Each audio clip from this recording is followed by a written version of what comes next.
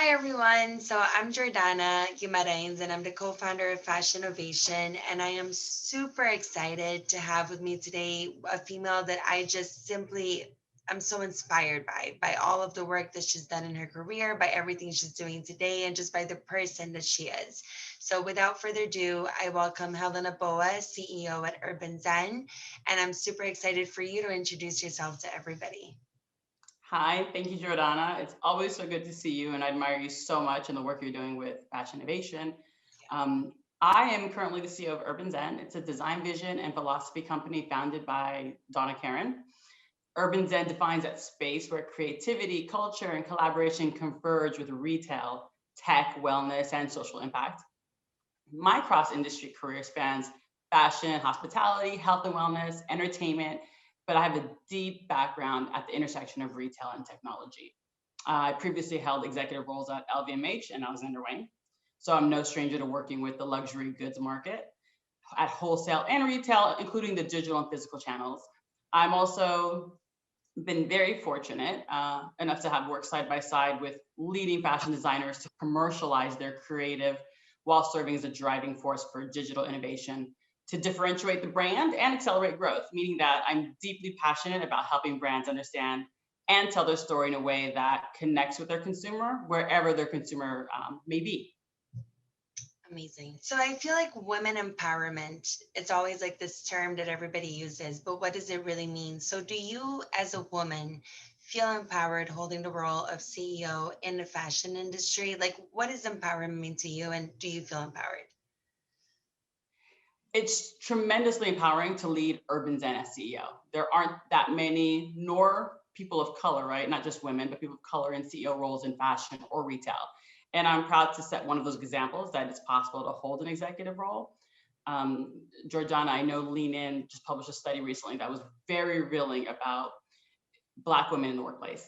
They're less likely to have interactions with senior management, get less support from their managers, and more likely to feel discriminated in the workplace.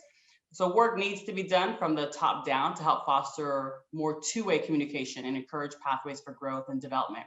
So I'm less of an anomaly. And then in general, for women, I just think there is a lot of work to be done, but I'm really hopeful that in 2021 and forward, we're going to see a lot of change on the retail leadership landscape, seeing more women on those, in those C-suite roles, the executive paths. It's going to be a good year, I believe, for us, and it's the start of many. I do too. I agree. So when it comes to the intersection that you've always been in of tech, fashion, wellness, how do you feel women have shaped these three industries, which I think a lot of people don't realize maybe just how much women have shaped these industries. So I'd love for you to tell us a little bit. Absolutely. And look, you're also at that intersection, Jordana. So, we're the chief purchasing officers in our households in general, and women shape these three categories that you just named very simply by controlling the spending in these categories. On average, women around the world admit to influencing or managing 89% of the spending. So it's women that are at the top marketing opportunities for companies. This continues to be a glaring signal to companies to encourage a diversity in the workplace and intentionality, right? Behind developing talent for the executive track. I love that answer. And I love that you made it simple for everybody to understand and it makes sense. And I never thought of it that way actually. That's such a interesting way to put it and I love it. So thank you. So, how do you ensure that diversity and inclusivity, you spoke a little bit, touched on it, but that it's acted upon within your role at Urban Zen? And how important is it for the business model at large? Right. So while women actually make up more than half of the major retail workforce, the number of women actually leading these retail companies as CEO are under 3%.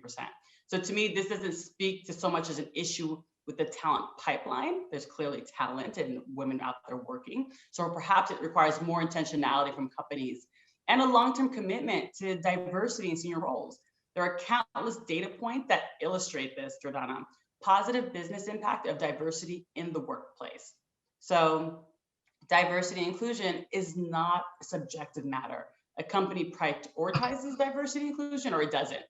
And at Urban Zen, we are proud, because we are. And I'm proud to say we are a diverse organization top down.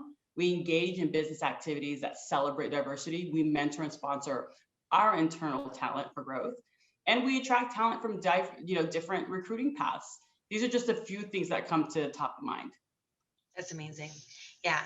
For me, it doesn't even make sense if somebody doesn't do all of the things that you guys do. I just think that's just, it's, Yeah.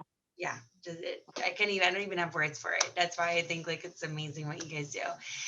So you're such an accomplished, inspirational woman. I always tell you, and I tell everybody that I meet, and that's why I'm always introducing you to so many people for you to just speak and just share this inspiration. That's just like, it just comes from you.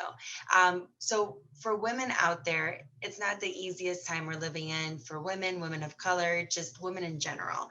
So what's your, if you had to give a tip for someone to kind of fulfill like who they are and their dreams and go after their dreams, like what would be the one tip? What keeps you grounded and what keeps you motivated to keep going and always doing more so that someone else can take that and put that into what they're doing or what they want to do?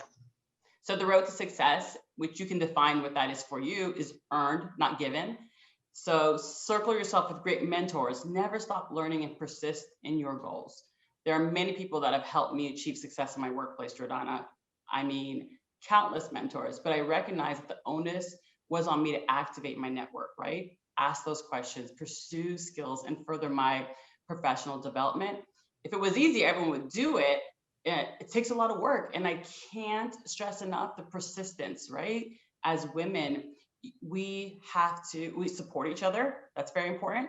But we also have to identify allies that don't necessarily look like us, right? Men are great allies. And there are a lot of men stepping up at the forefront, supporting women empowerment. And that is something that we should acknowledge and celebrate, as well as celebrating each other. So what would you say?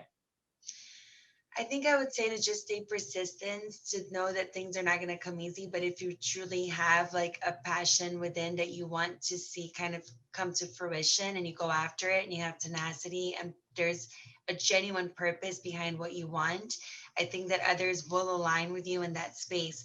And I couldn't agree with you more when it comes to like mentorship. That I learned 2.5 years ago. I was always like, what exactly is a mentor? And I've been getting some people that have mentored me throughout this process. And it's so important. And it's important for us to lean on each other and no longer just try to, this whole competition. I never understood competition. So I think, being able to collaborate with one another just makes everybody better. So I completely agree with you. And again, I think like just you being here with me today and sharing, being so busy, but being able to come on these platforms and inspire so many people with your time. I'm just a huge admirer of you. And I hope that we can do so much more together, but you're just incredible. So I thank you so much. Thank you, Jordana. And again, I always enjoy seeing you. Love the work you're doing with Fashinnovation. It's a highlight at Urban Zen. We continue to share it with our own network. And look, everywhere I turn, I ask people, hey, have you heard of Fashinnovation? They're like, yeah, absolutely. I heard so speak there. So it's always really great. And what we don't have as an industry sometimes is that what you're doing, which I had not seen anywhere else, is that link between fashion, retail, and technology, right? These two very independent, fields, and then having this organization that somehow becomes this bridge between the two, which is much needed and will continue to be needed as we sort of bounce back from, this past year and this pandemic. Thank you. I might need for you to mentor me. I'd be happy to. No, but all joking aside, I want to also thank Fyli. Not joking, kind of, but I do want to thank Fyli and their entire team for just the incredible work that they're doing with empowering other women and creating Yes. forums. And I want to thank you again so much. So we'll definitely speak soon. We will. Thank you.